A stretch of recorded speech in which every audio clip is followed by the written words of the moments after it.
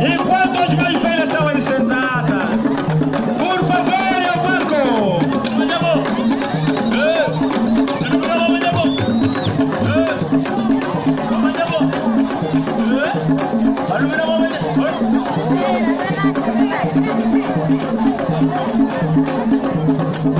Os cantantes vieram para mostrar o que eles sabem fazer, o que eles aprenderam. O soberano pediu e nós vamos atender. É daqui a pouco. Mas antes vamos